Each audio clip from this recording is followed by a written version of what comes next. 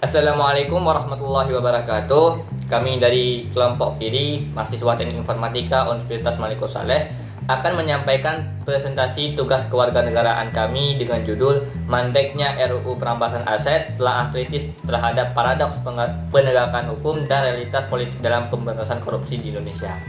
Saya Muhammad Ulia Farhan bersama rekan saya Fatul Bari Akbar dan Jahbar Alia Rahab akan memaparkan hasil kajian kami.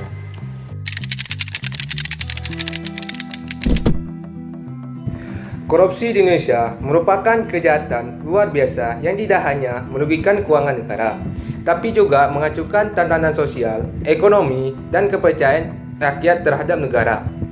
Fakta menunjukkan bahwa indeks persepsi korupsi Indonesia stagnan di skor 34 pada tahun 2002 dan 2023, serta turun peringkat dari 110 menjadi 105 dan dari 180 negara yang ada di dunia.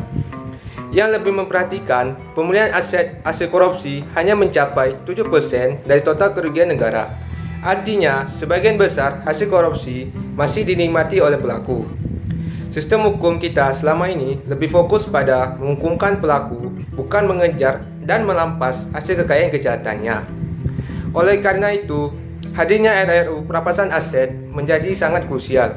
Namun, justru terhambat selama lebih dari 15 tahun yang akan datang. Dalam paparan ini, kami bertujuan yang pertama yaitu menjelaskan pentingnya RUU Perampasan Aset sebagai terobosan hukum untuk memberantas korupsi secara menyeluruh. Yang kedua, menganalisis faktor-faktor penghambat utama yang membuat RUU ini tidak kunjung disahkan, baik dari aspek hukum maupun aspek politik.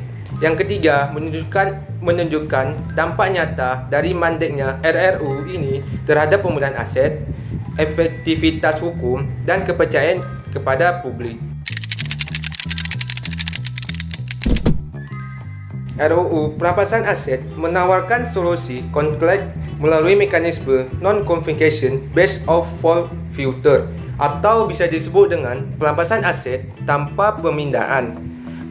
Berbeda dengan pendekatan konvensional, RUU ini berfokus pada aset itu sendiri, dikenal sebagai pendekatan in rem. Mekanisme ini memungkinkan negara menyita aset yang diduga hasil tindak pidana, meskipun pelaku sudah meninggal, melarikan diri, atau tidak diketahui. Substansi lainnya mencakup penyitaan kekayaan tidak wajar, perlindungan bagi pihak ketiga yang bertindak baik, serta pengolahan aset perampasan oleh lembaga yang profesional. RUU ini juga dirancang untuk menjawab mandat internasional dari Konvensi PBB anti korupsi, terutama pasal 54 tentang perampasan aset lintas yurisdiksi. Sayangnya, RUU ini terus tertahan karena sejumlah faktor. Dari sisi hukum, ada kekhawatiran tentang pelanggaran hak milik dan prinsip praduga yang tak bersalah, terutama dalam penggunaan pembuktian terbalik.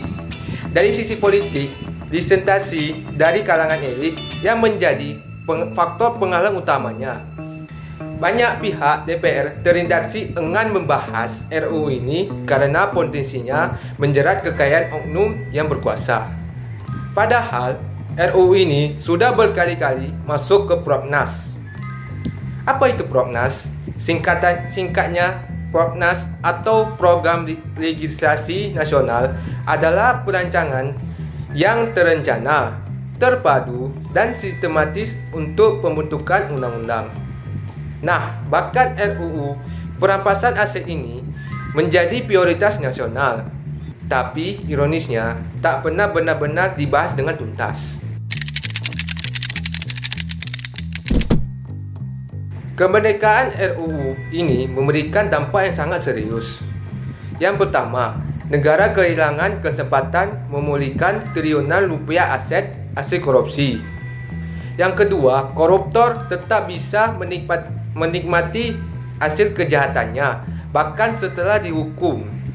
Yang ketiga, aparat penegak hukum kehilangan kepercayaannya terhadap sistem legislasi. Dan yang keempat, masyarakat semakin skeptis terhadap keseriusan negara dalam melawan korupsi. Dalam survei kami terhadap 80 responden, hanya 16% menilai pemberantasan korupsi sangat efektif. Mayoritas ini menilai kurang atau tidak efektifnya sama sekali. Beberapa negara telah lebih dahulu menerapkan mekanisme serupa. Yang pertama yaitu Australia. Mereka menggunakan undang-undang Unes-Prince Woods untuk menyita kekayaan yang tidak bisa dijelaskan asal-usulnya. Namun, proses ini bahkan tidak memerlukan pembuktian terhadap pelaku korupsi secara tindak pidana. Yang kedua, Amerika Serikat. Mereka memakai mekanisme yaitu Civil Offender yang fokus pada aset hasil tindak pidana. Namun, pelaksanaannya juga menuai kritik karena lawan penyalahgunaan dan kurangnya perlindungan hukum. Dari sini kita belajar pentingnya merancang aturan dengan standar pembuktian yang adil dan mekanisme atau pengawasan yang ketat. Berdasarkan kajian kami merekomendasikan yang pertama, DPR segera membahas dan mengesahkan RUU perampasan aset secara serius. Yang kedua, pemerintah perlu memperkuat aspek perlindungan HAM dan prinsip keadilan dalam pelaksanaannya. Yang ketiga, masyarakat sipil atau mahasiswa perlu tegas dan terus mengawal proses ini agar tidak tenggelam di meja legislasi. Tanpa regulasi yang kuat, pemberantasan korupsi di Indonesia akan terus timpang dan hanya akan menjadi jargon politik yang semata.